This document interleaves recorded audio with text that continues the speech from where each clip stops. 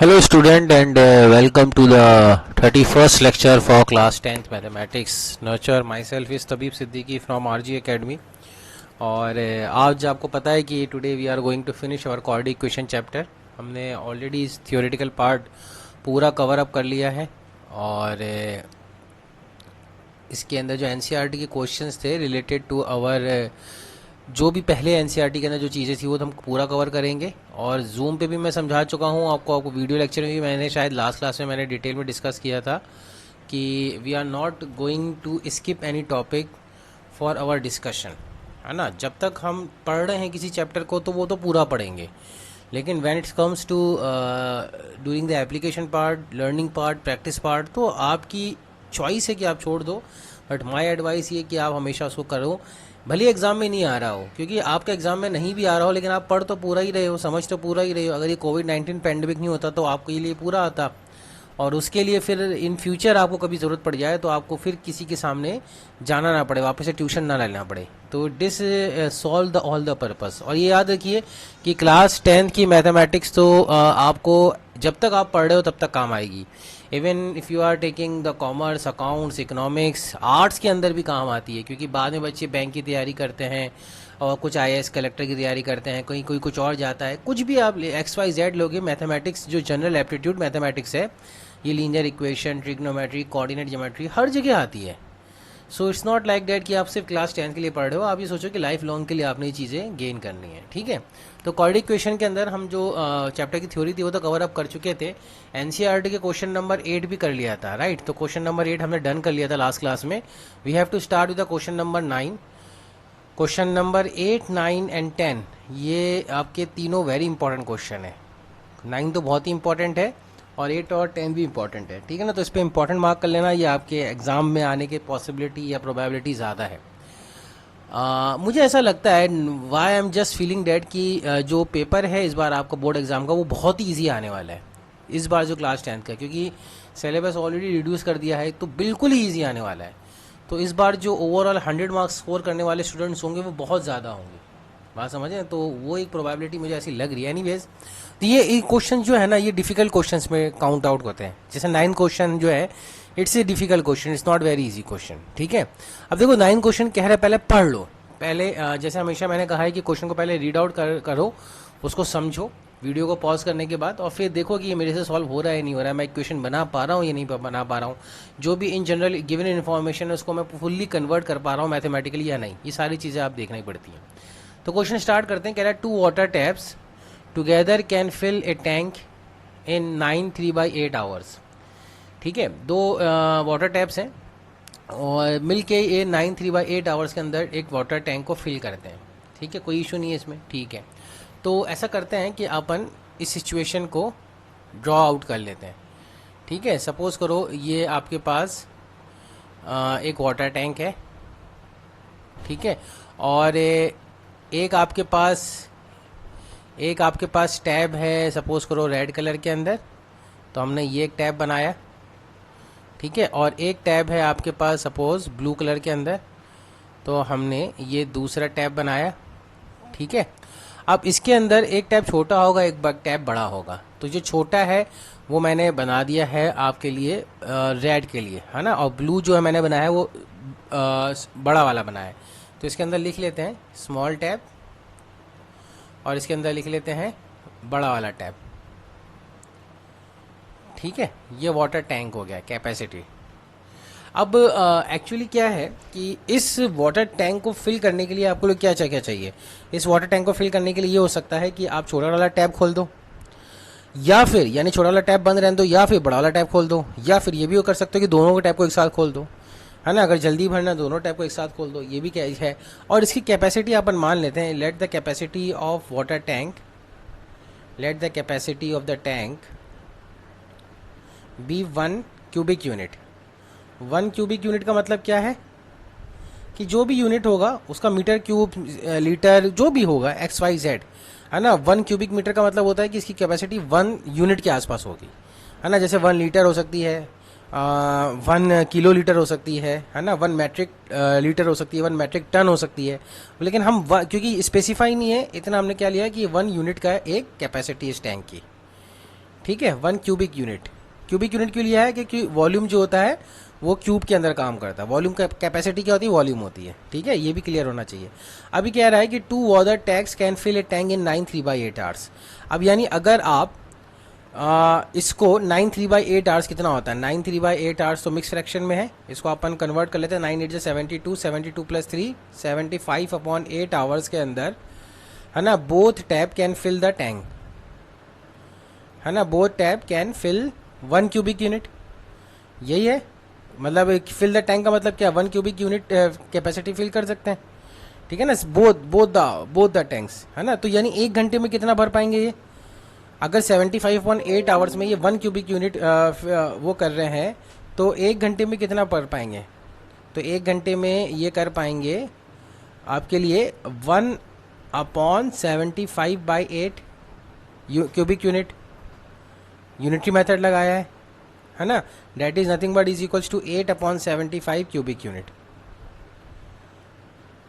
ठीक है, तो 1 घंटे में ये इतना फिल कर पाएंगे। इतने अभी एक लाइन की जो क्वेश्चन इन्फॉर्मेशन मैंने आपके लिए रीड आउट की थी, बस उससे हमने इतनी इन्फॉर्मेशन, इतनी सारी इन्फॉर्मेशन डिड्यूस कर ली है।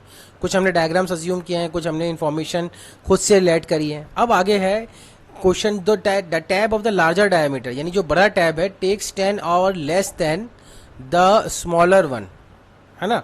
यानी अगर आप मान लो कि बड़ा वाला जो छोटा वाला अगर 10 घंटे लेता है अकेले भरने में, तो छोटा सॉरी इसको अपन ऐसा करते हैं,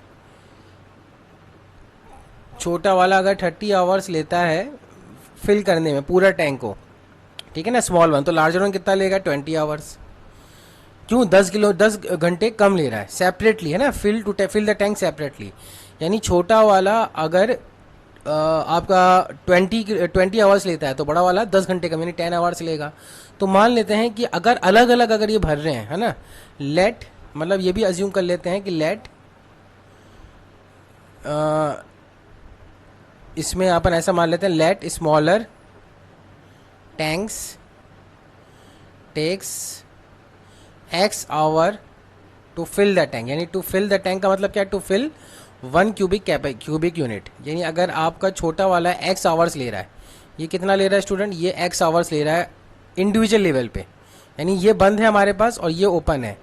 तो अगर ये बंद है और ये ओपन है आपके पास, एक सेकेंड, ये बंद है, ये वाला बड़ा वाला बंद है और छोटा वाला ओपन किया हुआ हमने, तो x आवर्स लेगा पूरे यूनिट को भरने में। ठीक है ना, तो ये कितना लेगा? बड़ा वाला तो 10 घंटे कम ले रहा है ना, तो x माइनस 10 ले लेते हैं। या फिर आप इसको ऐसा करो, अदर वे राउंड में ले लो, अदर वे राउंड में ये ऐसा ले लो ताकि माइनस वाला जो आ रहा है ना वो अपने को बाबा परेशान ना करे। माइनस वाला साइन अपने को परेशान करता है, तो अपन ऐसा करते हैं प्लस में ले लेते हैं। तो ये लेट स्मॉलर टैंक की जगह अपन बड़ा वाला टैंक ले लेते हैं। Let larger tank, larger tap, है ना, ये टैब है, let larger tap takes x hours to fill the cubic unit. तो ये जो बड़ा वाला है ये x आवर्स ले रहा है, तो बड़ा वाला 10 घंटे कम लेता है छोटे वाले से, तो ये कितना ले लेगा छोटा वाला? ये x प्लस 10 आवर्स ले लेगा। भाई छोटा वाला अगर x प्लस 10 लेता है तो बड़ा वाला x प्लस 10 माइनस 10 लेगा, है ना, यानी x आवर्स लेगा, बिल्कुल एज इट इज है। तो ये समझ में अगर आ जाता है आपको तो बस क्लियर हो जाएगी कहानी। अगर बड़ा वाला टैब आपका x आवर्स ले रहा है 1 यूनिट कैपेसिटी को फिल करने में, तो 1 आवर में कितना बड़े करेगा? 1/x unit. ठीक है ना। इसी तरह छोटा वाला जो है, जो आपका छोटा वाला टैब है, let the smaller tap takes, या फिर लेट नहीं आएगा तो ये ना हो जाएगा कि अगर आपने ये कर लिया है, तो स्मॉलर टैब्स कितना लेगा? Smaller tap takes x plus 10 hours, x plus 10 hours to fill 1 capacity unit. ठीक है ना, तो 1 आवर में ये कितना भरेगा? 1 आवर में ये भरेगा 1/x plus 10 unit, cubic unit. ठीक है। अब अगर मान लो दोनों 1-1 घंटे के लिए छोड़ दिए जाए, एक साथ दोनों को 1 घंटे के लिए छोड़ दिए जाए, तो टुगेदर 1 घंटे में कितना बढ़ेंगे? टुगेदर ये 1 घंटे में कितना बढ़ेंगे? यानी 1 घंटे में छोटा वाला कितना बढ़ता है? 1/x प्लस 10 भरता है, और 1 घंटे बड़ा वाला कितना बढ़ता है? 1/x बढ़ता है। तो ये 1 घंटे में इनका फिलिंग कैपेसिटी है, और 1 घंटे में दोनों की, बोथ की फिलिंग कैपेसिटी हमने पहले निकाल रखी है, वो कितनी है? 8/75। तो इसको हमने 8/75 के इक्वेट कर दिया, बन गई इक्वेशन हमारी। बात समझ रहे हैं? बिल्कुल सिंपल है। भाई 75/8 आवर्स में तो ये दोनों टैब मिलके 1 यूनिट भरते थे ना, तो 1 घंटे में कितना भर रहे थे दोनों मिलके? 1 घंटे में दोनों मिलके 1/75/8 यूनिट भर रहे थे, यानी 8/75 भर रहे थे।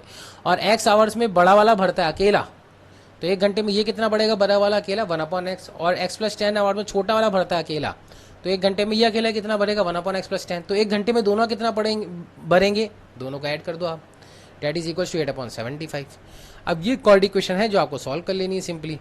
तो इसको सॉल्व करने के लिए क्या करेंगे, बस एलसीएम लो, तो ये जाएगा x+10, नीचे आएगा x² + 10x is equals to 8/75, और ये आपको इम्प्लाई करेगा यानी 2x, आप कॉमन ले लो तो 2x + 5 आ जाएगा, है ना। 2x + 10 है तो मैंने 2 कॉमन ले लिया, 2x + 5 आ गया, इंटू 75 क्रॉस मल्टीप्लाई भी कर दिया, और 8 इंटू x² + 10x, ये हमने दोनों जगह क्रॉस मल्टीप्लाई कर दिया। ये 2 1 2 और 2 4 8 कैंसिल हो जाएगा।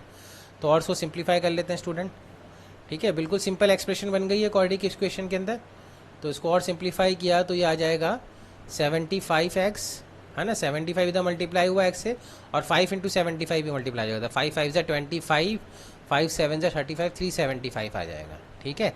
Is equals to 4x² + 40x, ठीक है। तो अब इसको सिंप्लीफाई कर लेते हैं, यानी 4x² 40x - 75x that is -35x, यही आएगा। 10 - 5 5, है ना, and 5 - 0 0, and 7 - 4 that is 3, 35x and -375 is equals to 0, ठीक है। अब चाहो तो आप कोई भी मेथड इस्तेमाल कर लो, I think so quadratic equation का कंप्यूटिंग स्क्वायर मेथड इस्तेमाल कर सकते हो, स्प्लिटिंग द मिडिल टर्म इस्तेमाल कर सकते हो, लेकिन मैं क्वाड्रेटिक फार्मूला यूज़ कर रहा हूँ, है ना। तो ये होता है -b that is -35 plus minus square root of b², तो 35 का square -4 into a that is 4 into -375, ये AC, ठीक है। एक बार क्वाड्रेटिक फार्मूले से भी करके दिखाना पड़ेगा। लास्ट क्लास में हमने किससे किया था, हमने फैक्टराइजेशन से और कंप्लीटिंग स्क्वायर मेथड से किया था, इस बार क्वाड्रेटिक इक्वेशन से कर लेते हैं, ठीक है। तो ये 2a आ जाता है। अब इसको 35 का स्क्वायर निकालो आप, तो 35 का स्क्वायर हो जाता है आई थिंक सो 35 30 + 5 का स्क्वायर, तो ये चलो मल्टीप्लाई कर लेते हैं। 35 का स्क्वायर हो जाएगा 5 5 25, 3 5 15, 175, 3 5 15 एंड 3 3 9, 9 + 10, तो ये हो जाए 1225, यही आ रहा है 1225, और 4 इंटू 4 16 हो जाएगा, और 375 इंटू 16 भी निकाल लेते हैं। तो 6 5 30, 6 7 42 + 3 45, 6 4 24 + 4 28, 1 5 1 7 1 3, ये हो जाएगा 0, एंड 5 5 10, एंड 8 8 16, एंड 3 3 6, तो ये 6600 बन रहा है। 6600 + 1225 दोनों को ऐड कर दो, है ना, और ये माइनस माइनस साइन प्लस कर देगा, तो 6600 और 1225 ये एक परफेक्ट स्क्वायर बनना चाहिए, तो बन रहा होगा देख लेते हैं। और 7825 ये परफेक्ट स्क्वायर बनेगा स्टूडेंट, आप करके देखना, ठीक है ना, स्क्वायर रूट निकाल के देखना। तो जाएगा +35 plus minus square root of 7825 upon 8, तो 7825 का स्क्वायर रूट निकालना आता है किसी को, करके देखो। 6 8 8 64, तो ये आ जाएगा 8 - 4 4, 7 - 6 1, 1425 आ जाएगा। फिर 8 आप ऐड करो यहाँ पे 16, तो 16 5 165, 5 5 25, 5 6 30, एंड 5 1 5। एक सेकेंड, यहाँ पे आपने मिस्टेक कर दी है क्या, 7825 तो परफेक्ट स्क्वायर बन नहीं रहा है ना, 8 8 16 नहीं बन रहा है, तो 825 आएगा। तो हमने कुछ मिस्टेक तो नहीं करी है, आई थिंक सो, कोई मिस्टेक नहीं है, तो इसका आंसर तो परफेक्ट स्क्वायर आना चाहिए, क्योंकि आवर्स जो है फ्रैक्शन में तो नहीं आ सकता इसका आंसर। अपन एक बार देख लेते हैं कोई मिस्टेक तो नहीं करी है। ये हो जाएगा x + 10 अपॉन x, तो ये हो जाएगा x + x + 10 upon x into 10x, तो 8/75, and that is 2 times x + 10, तो x + 5 हमने कॉमन 2 कॉमन ले लिया, 75 मल्टीप्लाई किया, और ये हो जाएगा 8 इंटू x² + 10x, ठीक है, ये भी ठीक है। तो 75 इंटू x 75x + 5 इंटू 75 375, ये भी सही है। ठीक है, 7 5 350 होता है। ठीक है, फिर 350 प्लस 25 सही, 75 भी सही है, 4x² प्लस 40x भी सही है, 4x² minus 35x and minus 375 भी ठीक है। और 35 का स्क्वायर होता है 1225, 5 5 20, 5 से 15, 15 प्लस 2 75 15, 3 9, तो ये हो जाएगा 7 5 12, 1225। और 375 इंटू 16, ये 6 5 30 होता है, 45 6 3 अरे यार ये यहाँ मिस्टेक कर दिए, ये मिस्टेक कर दी इनके मल्टीप्लिकेशन में स्टूडेंट, तो उसको हम एक बार करेक्ट कर लेते हैं।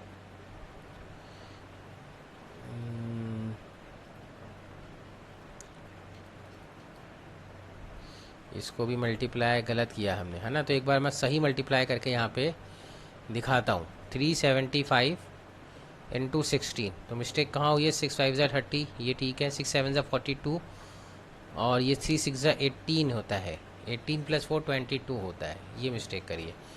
ठीक है, तो ये 3 आ जाएगा, और ये 0 5 5 10, और 7 3 10, और 3 और 3 6, ये 6000 आएगा, और 6000 प्लस 1225, तो ये आएगा 5227 और 7225 का स्क्वायर रूट जो होता है वो अपने आप 85 का स्क्वायर रूट आ जाएगा। 7225 ये जो आता है ये अपने आप 86 और 2 8, हाँ 85 का स्क्वायर रूट बनेगा।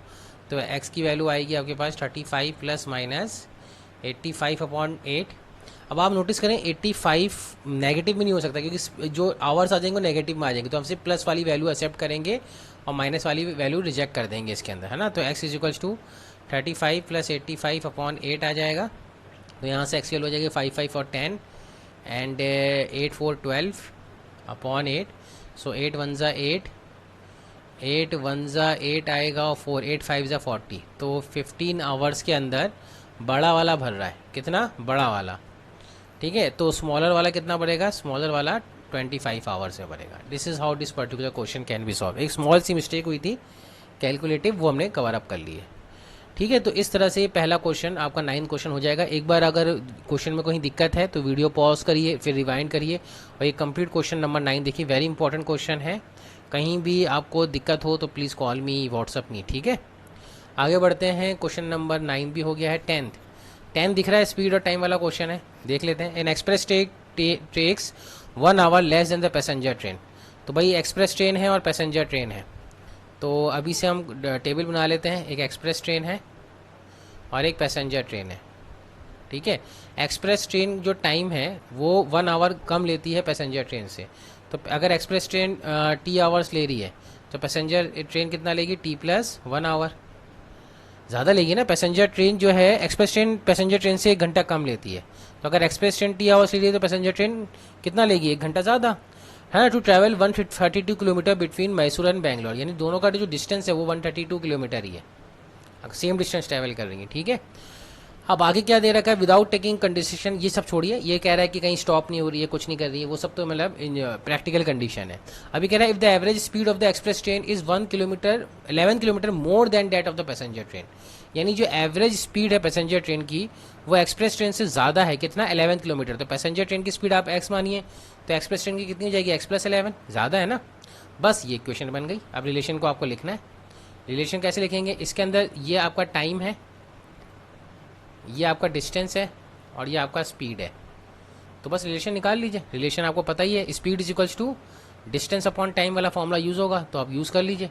तो यहाँ पे हम क्या लिखेंगे, इससे क्या फॉर्मूला आ जाएगा, स्पीड x प्लस 11 और डिस्टेंस कितना 132 और टाइम कितना 80, और यहाँ से क्या आ जाएगा, स्पीड कितना है x और डिस्टेंस 132 और टाइम t प्लस 1।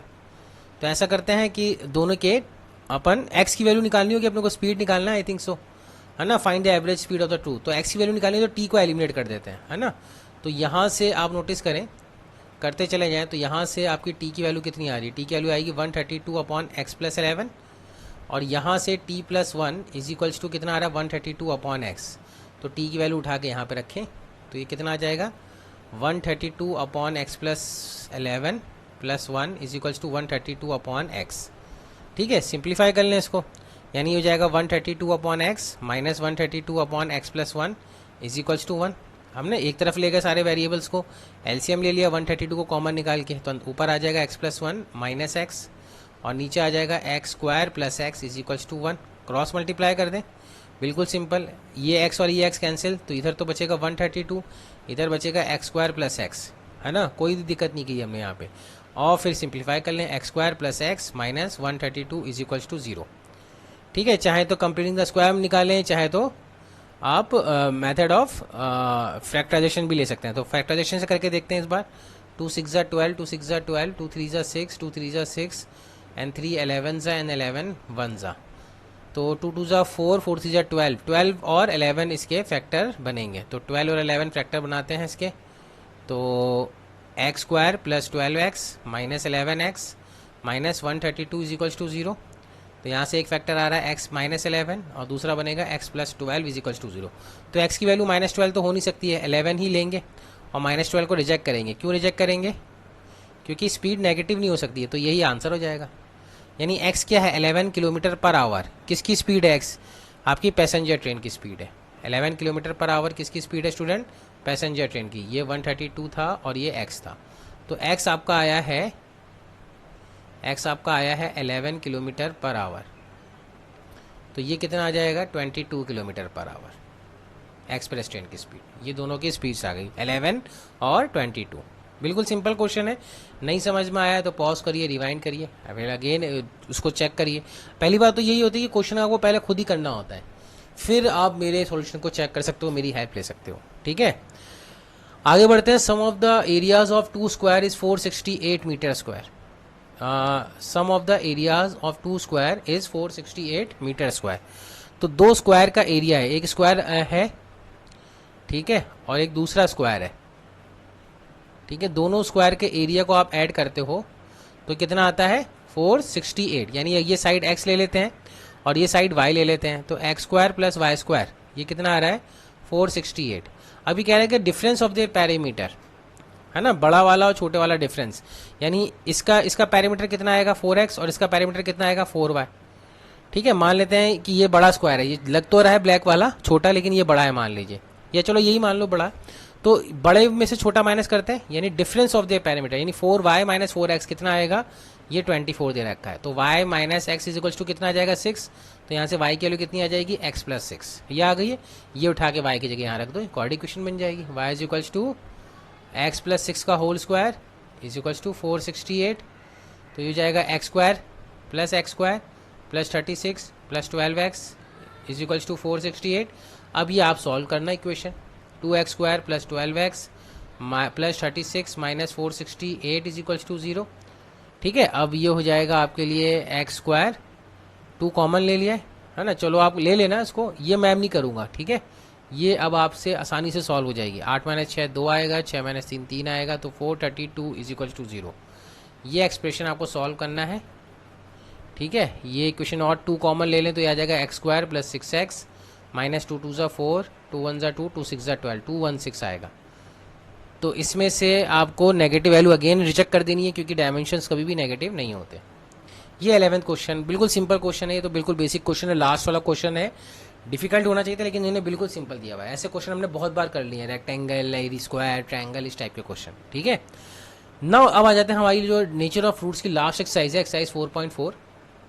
मुझे लगता है कि ये बहुत सिंपल एक्सरसाइज है, करने की भी ज़रूरत नहीं है। मतलब जैसे नेचर ऑफ फ्रूट है, डी पॉजिटिव या नेगेटिव, बस यही बताना है। ठीक है ना, तो ये कह रहा है कि find the nature of roots of the quadratic equation, if the roots real exist find them. यानी अगर रूट्स एग्जिस्ट करता है तो उसको फाइंड भी करो। तो रूट्स निकालने के लिए हमें बी स्क्वायर माइनस 4ac का साइन देखना होता है। तो इसका साइन देखो, बी स्क्वायर कितना है? माइनस 3 का square that is 9, minus 4 into 2 that is a, और c की वैल्यू कितनी है? 5।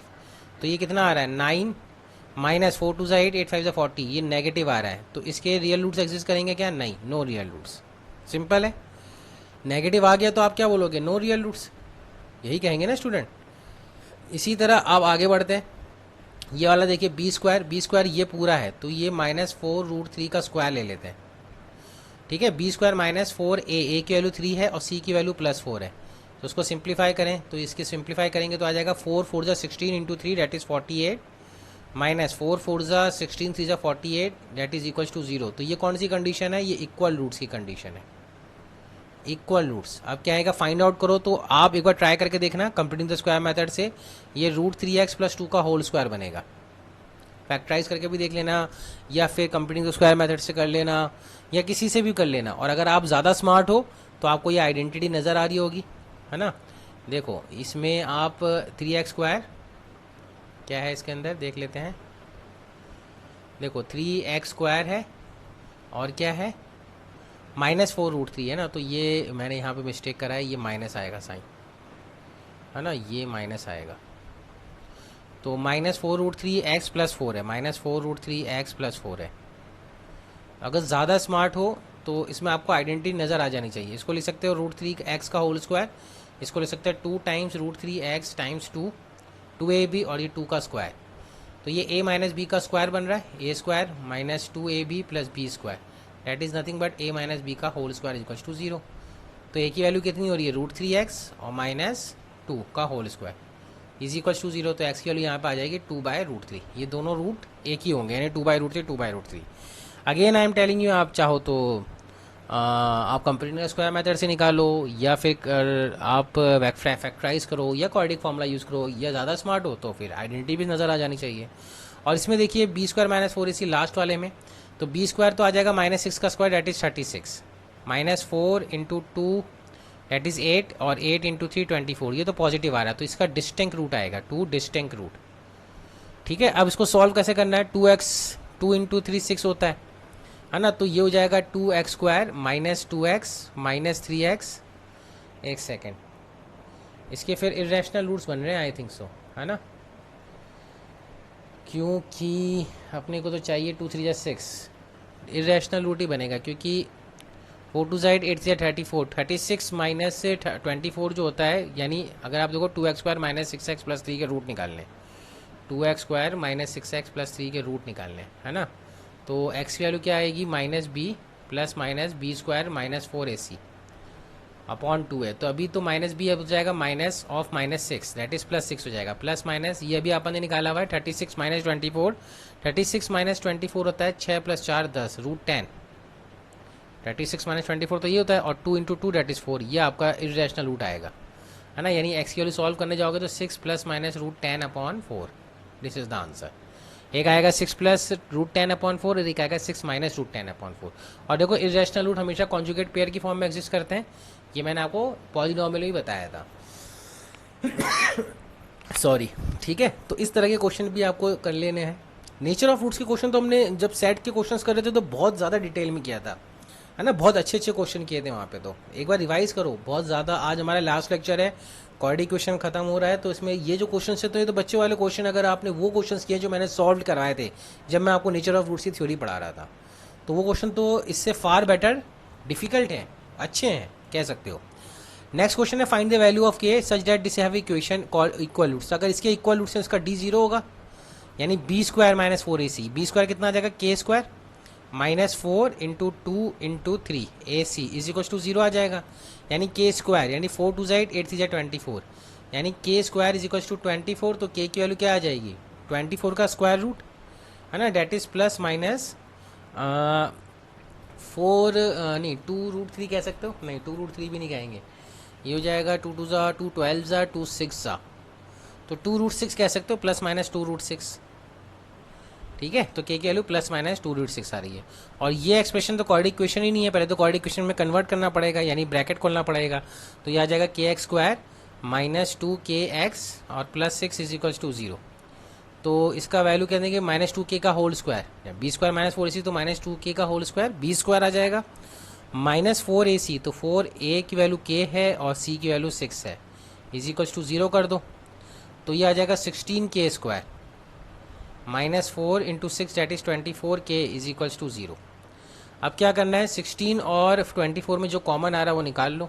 आई थिंक 4 कॉमन आ रहा है और k भी कॉमन आ रहा है, तो अंदर क्या बचेगा, 4k - 6 इज इक्वल्स टू 0। तो k की वैल्यू एक तो यहाँ से 0 आ जाएगी और एक यहाँ से आ जाएगी 6/4 दैट इज इक्वल्स टू 3/2। तो दो वैल्यू आएंगी k की, 0 भी हो सकती है 3/2 भी हो सकती है। The moment you take the k value as 0 ना, तो ये इक्वेशन ही नहीं बनेगी, क्या बन जाएगी, के की वैल्यू अगर आप देखो 0 अगर आप यहाँ पे पुट करते हो के की वैल्यू, तो ये पूरा एक्सप्रेशन 0 हो जाएगा, तो 6 इक्वल टू 0 ट्रू होता ही नहीं है, तो के की वैल्यू 0 रिजेक्ट हो जाएगी, के की वैल्यू 3/2 ही रहेगी।